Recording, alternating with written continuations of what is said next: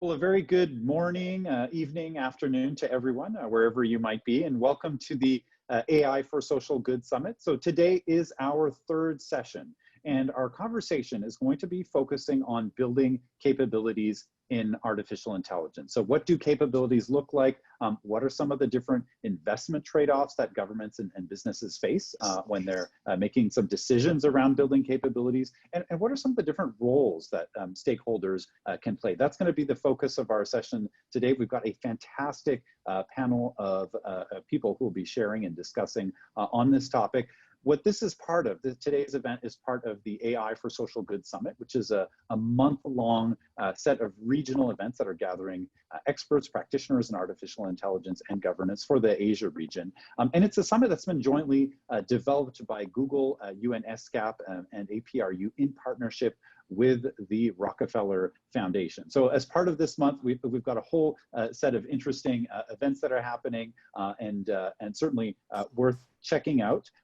What this is also part of, so if you'd like to go a little bit deeper into some of the topics that are going to be discussed today and as part of this month, there is a report on artificial intelligence for social good, and you can download that from the APRU website. That'll go deeper on some really interesting topics, everything from how do we write ethics into artificial intelligence to innovative ways of creating government policy to enable the use of artificial intelligence. Now, in terms of our schedule or our agenda for today, what we're going to do is we're going to start off with an opportunity to meet other people here. We're going to take a few minutes to do that. We're going to dive into a moderated discussion and Q&A panel after that. And then finally, for anyone who's received a notification, if you've received an invite to join one of the country meetups, we'll have breakouts with different stakeholders for particular countries meeting at 12:30. So that'll be our agenda for today. So let's take a few minutes to meet each other. Everyone who's here, has an interest in artificial intelligence for social good, and I just think that's fascinating. It's so wonderful to bring a group together like this. And so one of the things we like to do is to create a space for people to meet each other. And so what we're going to be doing is we're going to be putting people into breakout rooms, and you'll be in a breakout room with 3 to 4 other people. And what we'd like to do is to have you introduce yourself. So just quickly, where are you located? What is your organization? What's your role in that organization? And 2 is to briefly share what is your interest in building capabilities in artificial intelligence, right? So we have these 2 questions. Where are you located? What's your organization and role? And what's your interest in this topic? We'd love for you to share that. And we're going to take 8 minutes to do this in total. So what we'll do now is we'll go ahead and open up those breakout rooms. Welcome back, everyone. I hope you had the chance to meet some interesting people who have joined us for today. So what we're going to get into now is our panel discussion. And just as a reminder, if you have any questions as we're doing this panel discussion, you can go ahead and paste them into the chat at any point during the discussion. The dynamic person who's going to be moderating this session, our provocateur-in-chief, if you will. Can I say that, Mark? Will be Professor Mark Finley. He's the Deputy Director for the Center for Artificial Intelligence and Data Governance at Singapore Management University. And he's also a professor of law there. As part of his work, he has written a number of publications around things like laws, regulatory relevance, and the principled international criminal justice system, lessons from tort law. So Mark, handing things over to you. Thanks, Carl. For my sins, I've been upgraded to the director of the centre now. And I don't know whether that was actually a compliment or the fact that I wasn't working hard enough. Can I say it's a pleasure to be given the opportunity to moderate this session, particularly on a topic like building capabilities in AI. I had a look actually at the word capability before I came on, and there are many interpretations of it, but one talks about power and empowerment. Can AI empower us more effectively to do a range of different things that we believe are relevant in terms of AI's possibilities? Just a second point on capabilities in AI. I think we'll talk about capabilities in AI, and we'll certainly talk about capabilities from AI, that AI can actually bring about capabilities and what it does and how it develops. We have a great panel, and I'll ask them to introduce themselves in a moment. But can I just briefly say that there are two considerations in what we're doing today that are important. One is that this is part of the AI for Social Good program, and so we're looking at the possibilities of artificial intelligence for social good. The second issue is that this is largely focused on the Asia-Pacific region, and therefore it would be nice to have introduced into the conversation the voices from Asia, the thoughts and cultural perspectives which Asia presents. I'll get the panelists to introduce themselves if they would, and then I've got a couple of quick general observations to make, and then we will move into the discussion specifically. We have Steve Leonard, we have Chin Yong Park, and we have Carl Nung. Steve, could you just give us a little rundown on who you are and why you're here? Sure. Steve Leonard lived in Asia, have lived in Asia now for more than 20 years. Used to live in Kuala Lumpur, then called Singapore home, long enough to be working for Singapore government, where for 3 years I led the Technology and Telecommunications Agency of Singapore government, and then set up and led an organization called SG Innovate that was dedicated to helping entrepreneurial scientists form and build science-based or deep tech startups. Our whole goal was to take all the great research in science and education for which Singapore is rightly respected and turn that into companies that were economically viable and also doing something good. So by definition, we spent a lot of time working with AI and AI-related activities. Looking forward to being a part of the discussion. Thanks, Steve. Chin Yong. Well, very glad to be in the panel. My name is Sinan Park. I'm Director of Regional Cooperation Integration in Economics Research and Regional Cooperation Department of ADB. Well, we have taken quite a lot of research projects in the digital potential and also how it can help the developing Asian countries to leapfrog. And the more I study about the digital technologies potential, the more I actually feel there's a big need for the people to be ready for taking advantage of this great opportunities that digital technology and then any new technology bring upon us. So I'm very happy to be able to interact with our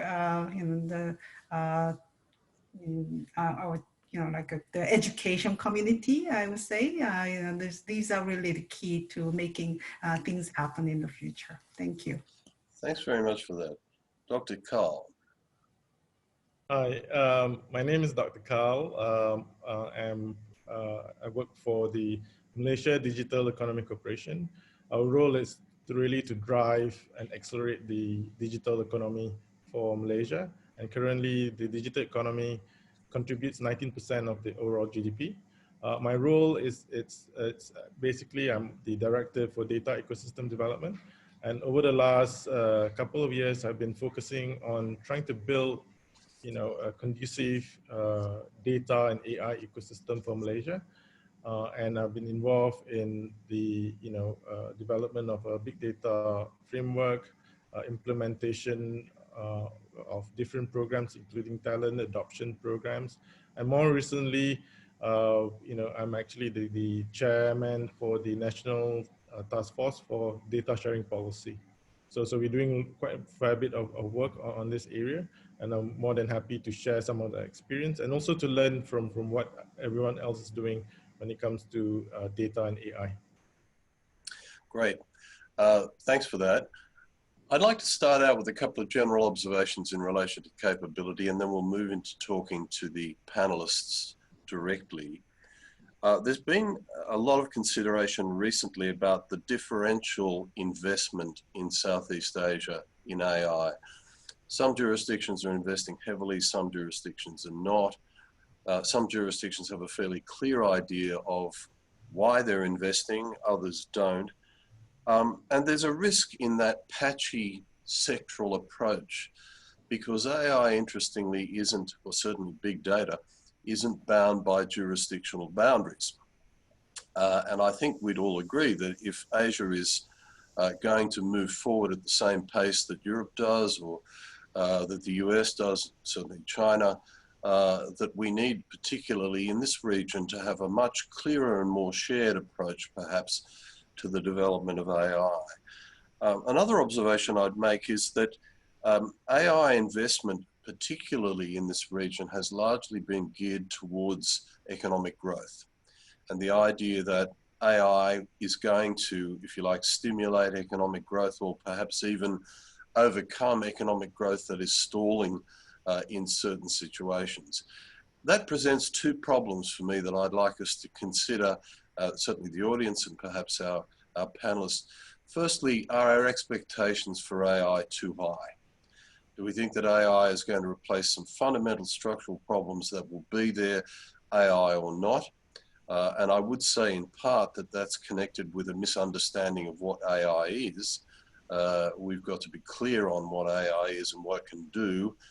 So we're the driver rather than the machine. And the second problem, I think, is we often lose this connection in relation to AI for social good. Some of the problems that have arisen in pandemic control, for example, in relation to the use of tech to surveil populations, has been just this breakdown in trust between communities and governments over the exercise of important technological advances. So I think we need to keep a very clear focus that AI for economic and market development is very important, but that ultimately has a social good, and if it doesn't, then we're going to lose the community as we go through. Okay, let's move on to some specific questions. Dr. Carl, you've been involved in the national priorities in relation to AI in Singapore. And would you say that the energy that's been directed towards AI has been producing the results that you'd hoped for? And secondly, do you think that this emphasis on economic growth is enough on its own to mean that AI is going to exist as an important part of government policy in Malaysia in particular for some time? Okay, so we started this journey, about 6 years ago, when the big data came about, and we started to look at a big data framework. That was the buzz word back then, big data analytics, right? So when we started the whole journey, we wanted to look at, the pilot projects, straight up in terms of adoption. And as we do look at the project perspective, we realize that, in order to make this work, you need talent, right? So a lot of the focus, it's really looking at in terms of development of talent, and we develop data analytics, data-related skill sets, and in university. And through this journey, I mean, we set a target, national target of 20,000 data professionals. And right now we are at 16,000. We have 23 universities producing data scientists and data analytics courses. But, from that perspective, we have done quite well from a talent and perspective. Right now, in order to move into the AI perspective, there's a need to look at other areas as well. For example, we are looking at data is key. Data, it's the new currency or the new oil moving forward, right? So we are taking efforts Sampai jam 11 ada sekitar waktu 7 menit lagi ya. Develop a national AI policy to provide a common understanding for everyone when it comes to data sharing, when it comes to how do you make good use of data, the ethical component of data ethics, trust, and whatnot. Because these are the key components to drive further adoption and also understanding when it comes to the use of data, especially when we actually have AI coming along, and the fundamental of this is actually data. Okay, could I move the question over to Steve coming out of that? You've been involved in policy development and government work for some time, and most probably before AI was a hot topic. And we've had development priorities prior to our interest in AI, development priorities, particularly in Singapore, in education, other areas of human development. Would you say that the introduction of AI and certainly the advent of big data has changed the picture entirely? I think the short answer is yes. But if we go back and say AI has been around for a long time, right? So there's different cycles of it, and now it's becoming much more familiar and comfortable, much more embedded in every part of our life, whether it's something like a chatbot or Siri with which we interact, or just predictive search with Google and so on. But I think the much bigger and more exciting way of thinking about it would be in specific use cases like healthcare.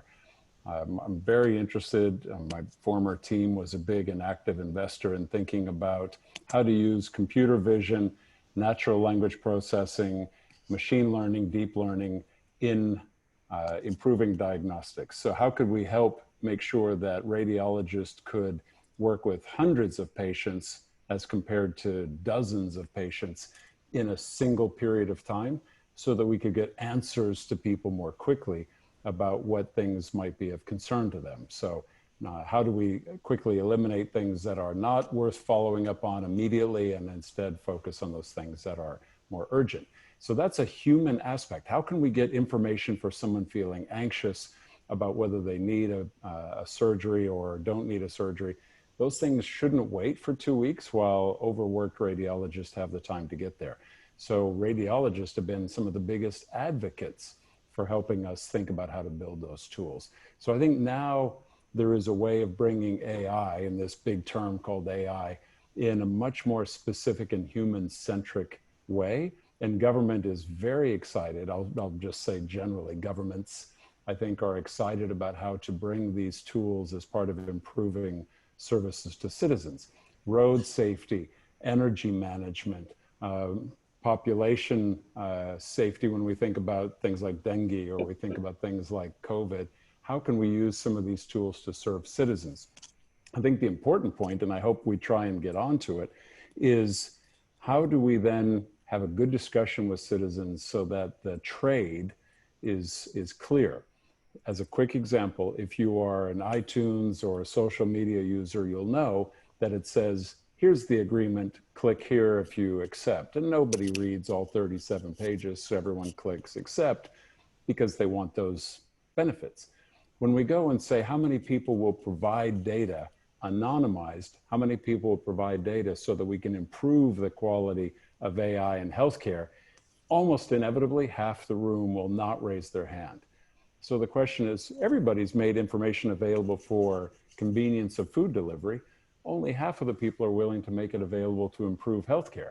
That, to me, doesn't make sense. Jump in there? I think one of the reasons for that perhaps is that the community, the public, individuals have very different attitudes to data sharing depending on what the data is. Yeah. I'll move to Kenyung.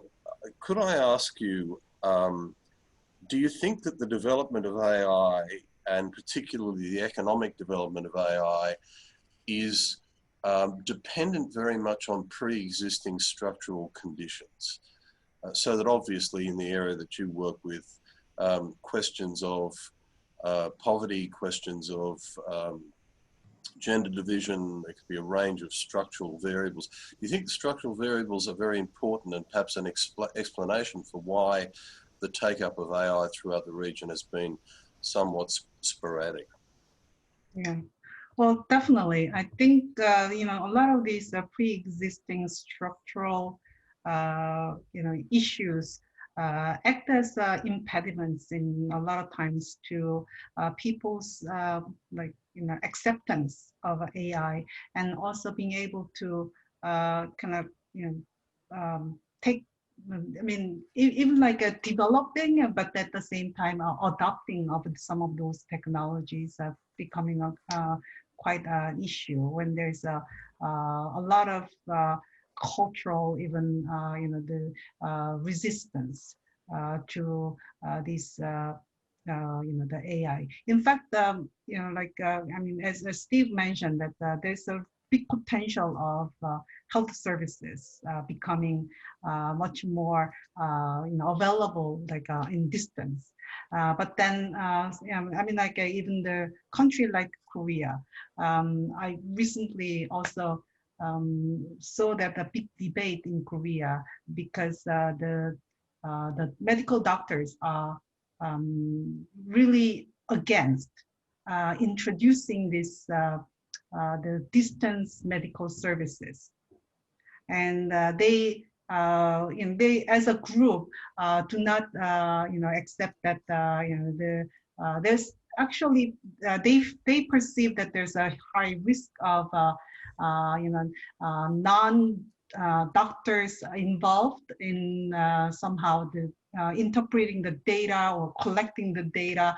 So even during the COVID time, the government have been pursuing very proactively to somehow really take this the distance medical services up.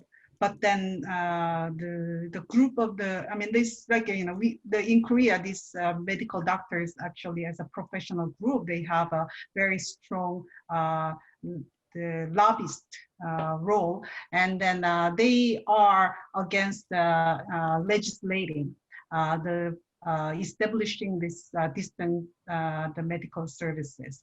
So if there is a entrenched sort of cultural, social resistance to any of these technologies, it doesn't really limit to the AI, but like in any of technologies, then it will actually be a large sort of impediments, right? Because could I just come in on that point? That's a very important point, that it's not just simply the public at large. It might be professional groups, it might be a range of other different individuals, interest groups that have a genuine potential to advance AI or to retard its capability.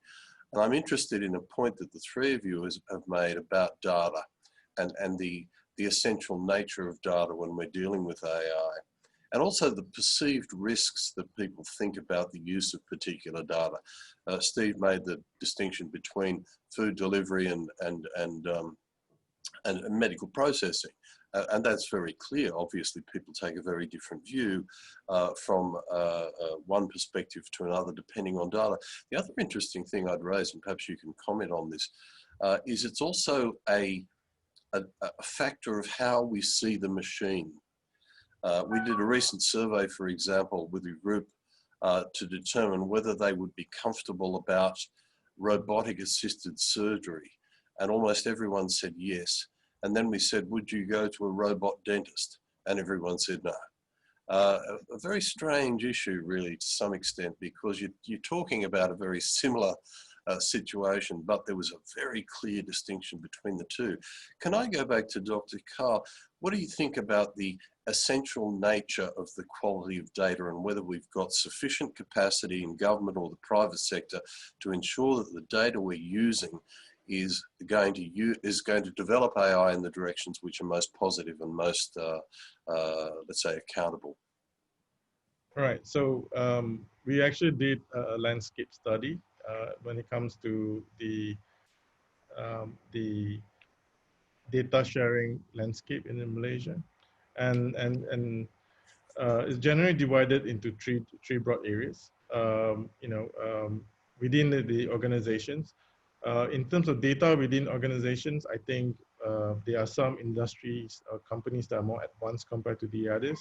So they actually have the right data governance, they have the right infrastructure processes to be able to use those data. And these are actually companies that are large in nature, like telco, financial, and whatnot. So for these companies, having the data is not the issue, but you know, having the right capability to make use of it for the greater good for the organizations is something that they are pursuing, right? But the challenge there is for smaller companies, they may not be even digital ready, so they may not be able to you know, to have enough data to be able to do anything related to AI, I move right? that to Steve, because it's a very interesting point, not just about the quality of data, but having access to the data that you need.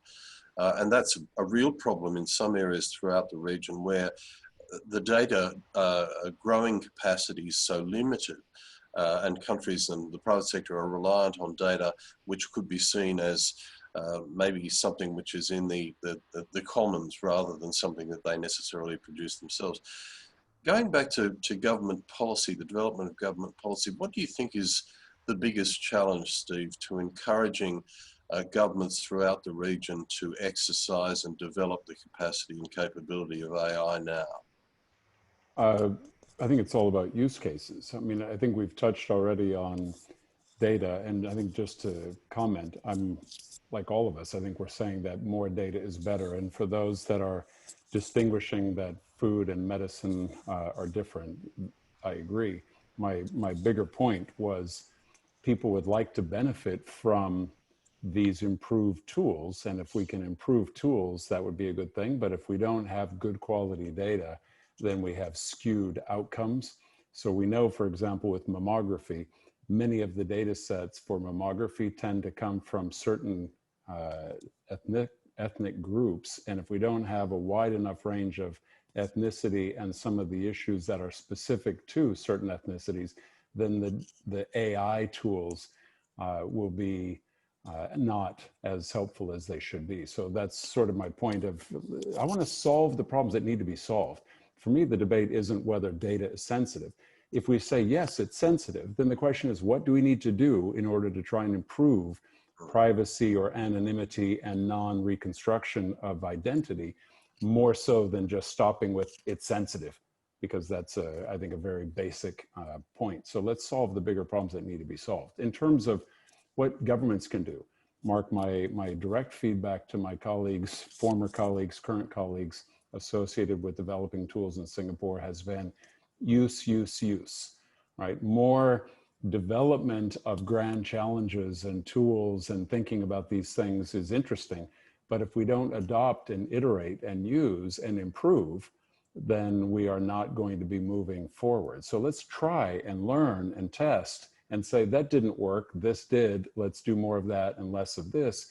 So the more we launch studies and research without the complementary use of those tools, as in we've discovered it, let's use it and see how it goes, which is where, to be, I hope, not controversial, I think China and its use of AI is a reference point because it's advancing in its use cases, whereas Canada is very famous for some of its research.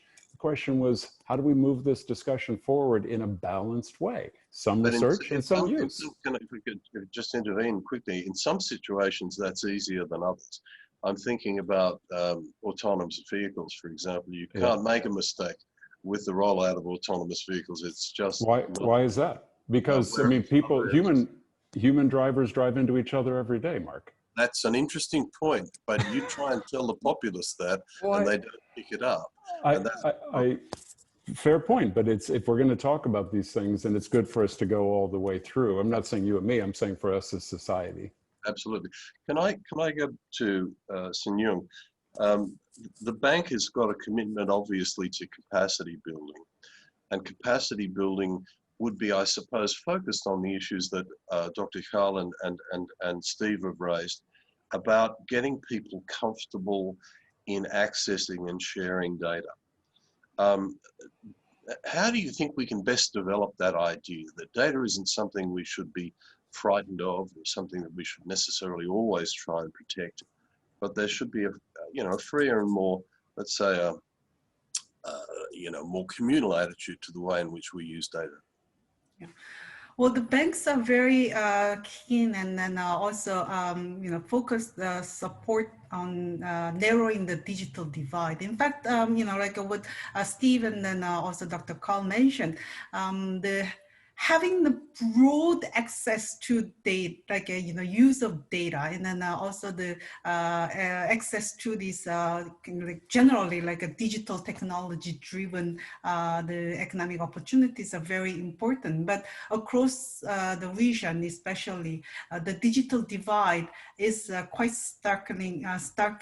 quite stark. And then also digital divide often manifest in a different sort of forms. It can be an income divide, it can be gender divide, it can sometimes be age divide, like a gray divide. And then all in all, it seemed to be generally like being much more uneven and then toward unfavorable for more vulnerable, like a socially excluded group.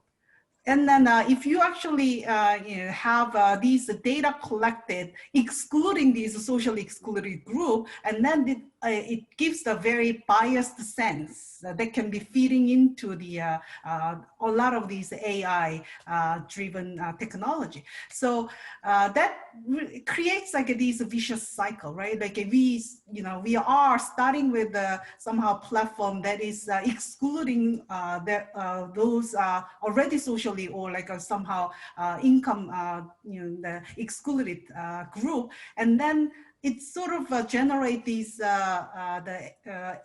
AI capability, maybe favoring the people that are already in. So the people who are not in are going to be left behind, while people behind, like people who are in, are going to be making the use of the technology that is much more favorable for the people who are in already. And I think then the structural division that you raise is very, very important, because we've seen that actually in terms of COVID, that some groups like the elderly in institutional care or migrant workers have been greatly disadvantaged, not only by the interventions of government and the private sector, but also just in terms of what they can realistically do to protect themselves. Exactly. So obviously, there's a real need for policymakers to be aware of the fact that society is a very mixed bag when we're dealing with the application of AI. I mean, absolutely. That's why the policy support really goes to sometimes very fundamental issues, like broadening the access to the technology, broadening the access to these new sort of economic opportunities. Yes, and that raises the issue, doesn't it, of the development of trust and the way in which trust can be established or broken, which is important. Can I move to Dr. Khal very quickly? You raised a point in our earlier discussion session about different stakeholder expectations and how different stakeholder expectations could in fact impact on the way in which AI capability development is going forward or not going forward fast enough. Would you like to say something more about that? Okay, so yeah, so I think from different stakeholders have different expectations. For example, I think when we started, looking into data and AI, I think one of the key issues is that, the looking at the impact perspective. I think from a stakeholder perspective, they always want to look at, especially the funders, they will probably want to look at big impact projects and to deliver results immediately. And sometimes you need to start, before you start to walk, you need to start to crawl, right? So something that, you need to start to look at things on a longer perspective. And therefore, from Malaysia's standpoint, when we started this journey, we started to look at capacity building from a talent development standpoint. Because you need everyone to speak the same lingo. You need to make sure that we have programs to train the talent cut across. And we look at very, very innovative way to look at scaling this talent as well. We actually use MOOCs, massive online content learning, We also look at, train-the-trainer approach from the university standpoint, therefore we're able to scale this to 23 universities. So our narration is largely looking at the talent development side. Although we do have certain application perspective, some of this application that we work with, especially my organization, focus a lot on the things that private sector don't focus on. For example, we look at smart technology in agriculture sector, right? Because this is an area which is largely untouched. And also we look at things like traffic congestion by the use of AI technology at the KL city, right? So we have a program that we look at a challenge that focuses on providing data so that global innovators can come in and offer solutions to the city hall. And we work together with Toyota Mobility Foundation in this program called Catch, where our focus is trying to get some of this technology to be used in solving some of the city challenges.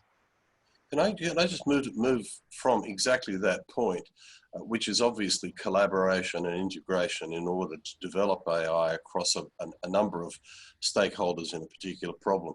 I'll put this to Steve because it comes back to a point you were making about use.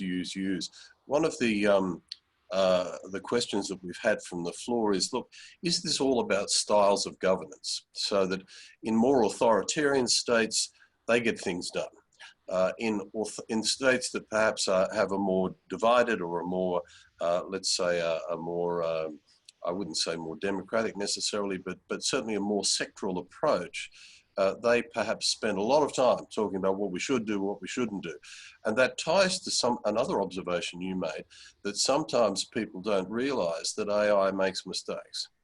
And so perhaps, when we're looking at evidence-based policy, firstly, is it the authoritarians that win?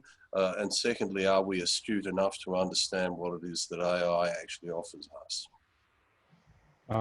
So a couple of things. One is I appreciate, and I think it would be helpful for this and other conversations for us to be as specific in our questions as possible. I'm looking at the chat. So when comments are like, I don't want to provide all of my health data, I never said provide all of my health data. My question is, are there things that we can provide that improve the quality of some targeted uses of AI? So I, for one, have had, I don't know how many x-rays or CTs during the course of my life.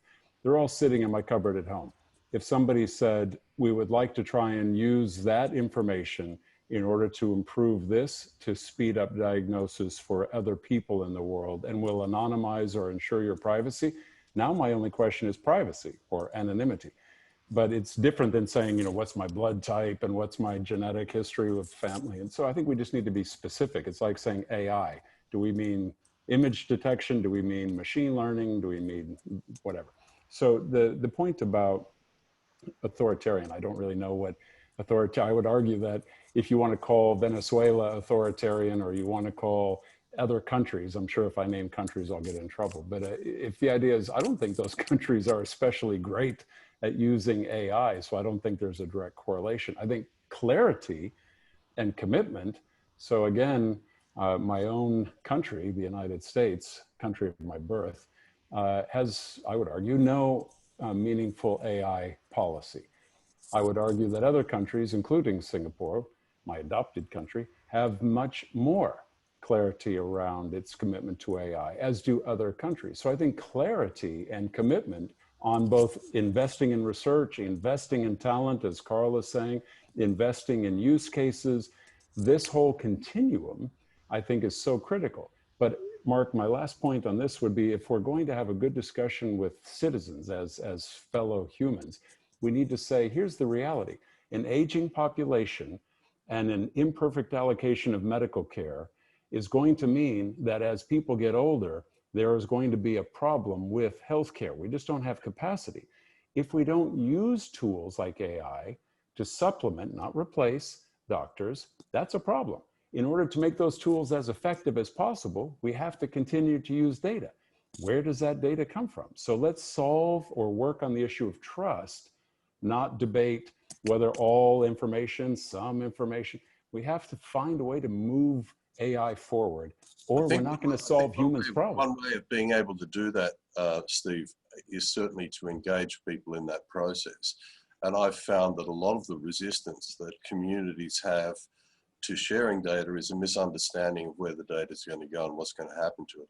Yeah. I want to get back to Sinan and ask you just a very general question. If you were the CEO of the bank and somebody said you could identify whichever major capacity building project you wanted to enhance capabilities in AI, what would you do? Well, you know, you do need to actually have a lot of investment in the fundamental infrastructure, especially the digital connectivity. Like even in Singapore, if you look at the by the different income group, like, you know, Singapore is the country where about like on average 85% are digitally connected. But if you have this, I mean, we actually look at this, the survey result, like, you know, in the public housing residents, they have about 80%, 82-3% connection, while the private housing residences actually have a 95% connection. So, you know, even in those advanced economies, you have a much like, you know, you have like a variation in the digital access across income. And then you go to like a developing countries or like a lower developing countries, these digital access is much lower.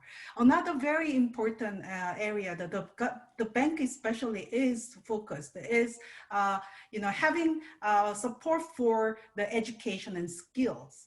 And the education skills are not really universally, you know, even as well. You know, a lot of girls are still having, you know, like a bit lower the tertiary education level and attainment, especially in STEM area. So if we feel that the you know, the future is going to be driven by high productivity, technology-driven the economic opportunities, the girls are going to be left behind. So it is very important that you know, these sort of like a gender responsive education policies are being enforced in the like all throughout the education system, and then encourage the STEM education for girls specifically. I think that that's an incredibly important point, because when we're talking about capabilities apply in society where there are already pre-existing imbalances. And if we're not able to direct AI towards those imbalances, then we're simply going to perpetuate them. And that would be a very negative thing, I think. But it's been very interesting, I think, discussing with the three of you exactly those issues about how we try and make the capability of AI something which is more equitable, but also something which is more effective. I'd just like to round off, I suppose, on the point that we've all made, and that is this idea of access to data and how important access to data is. And I think to some extent, as the pandemic has demonstrated, certain forms of data may be unusually sensitive for reasons that they shouldn't necessarily always be. So Steve's point about health data in Singapore is very interesting. If you talk about privacy generally, most people yawn. If you talk about health data, everyone's got something to say. So I think that that's an interesting point in itself for policymakers to realize that there are different perceptions, different attitudes, and they can have a very important impact on the way in which we roll forward. I'm just getting note that we are running out of time, unfortunately. Is there one issue that each of you would just like to bring up relative to the points that we've made in 10 seconds or less?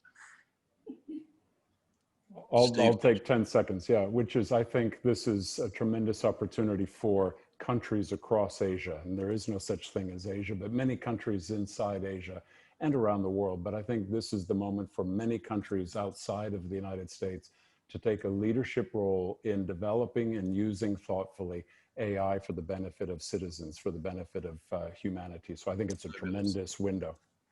Sinan? Well, I think a lot of people already noted that AI offers a great opportunity, but it also offers risks of perpetuating imbalances that exist already. So fundamentally, it is very important to try to make the level playing field for everywhere, and then remove the imbalances that can be perpetuated by AI. Thanks. Dr. Cole, very quickly.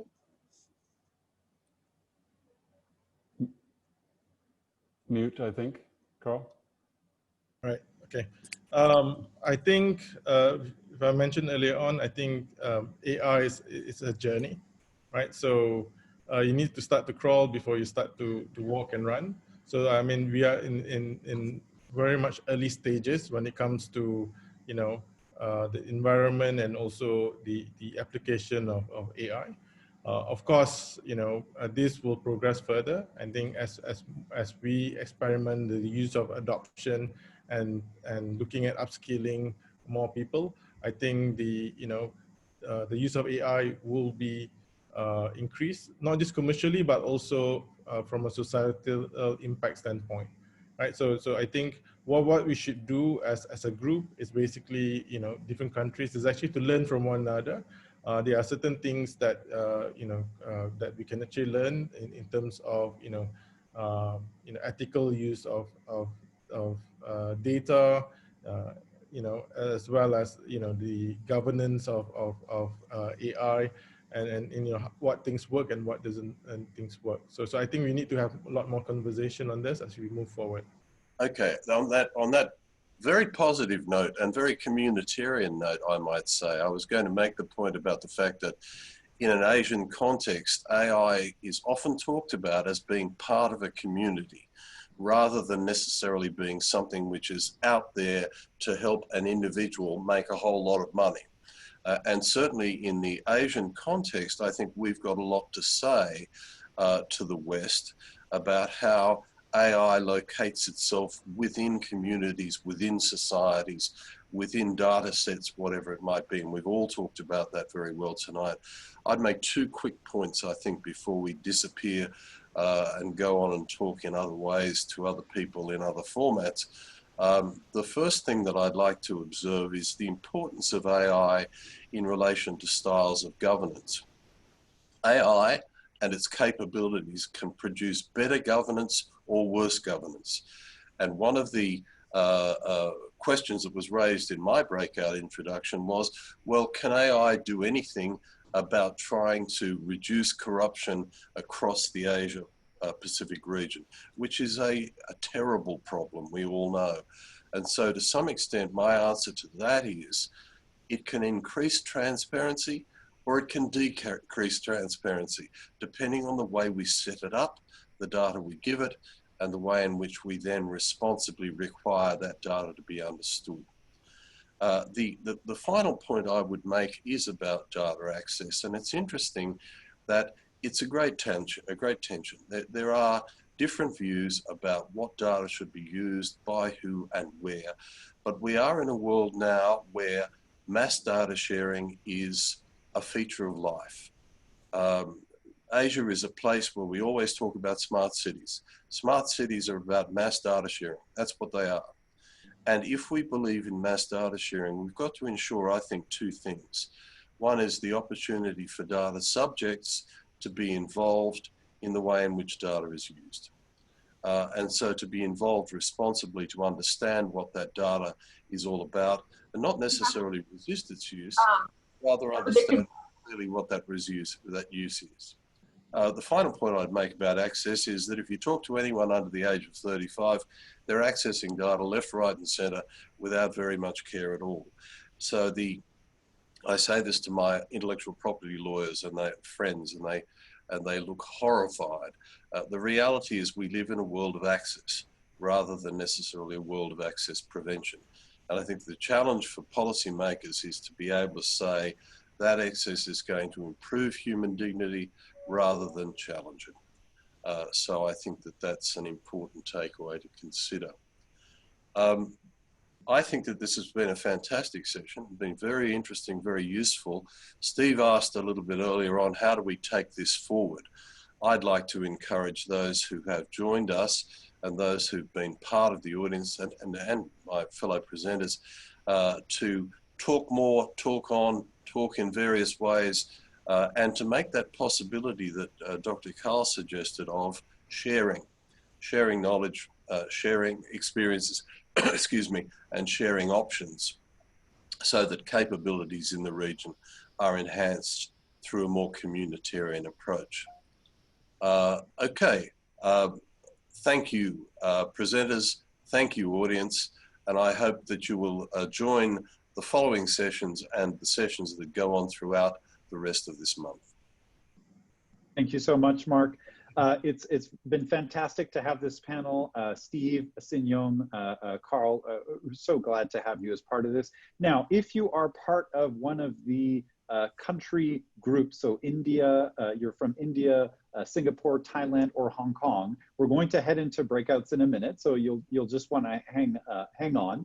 And for everyone else, I'm going to go ahead and close. And just to mention, you know, if you think the folks here have been really interesting, and I think they've been really interesting, there are many more really interesting people that will be coming to and taking part in discussions across the rest of the month in the sessions that we have coming up. So November 12th, we've got a policy insight session on enabling environment. On the 17th, multi-stakeholder governance and co-regulation. Hey, you know, governance is no longer just about government.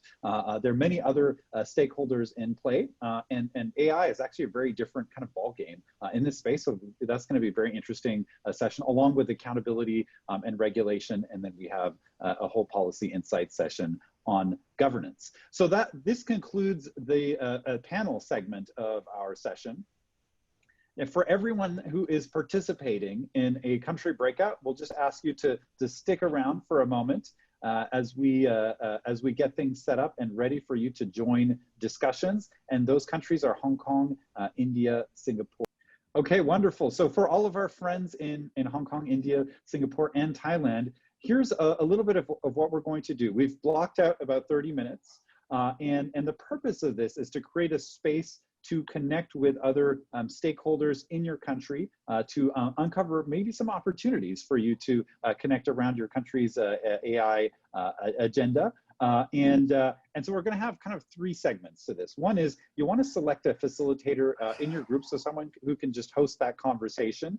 Two is let's do some quick introductions, right? Let's find out who are some of the other people who are in your country group, some of those other people who've taken an interest in this topic.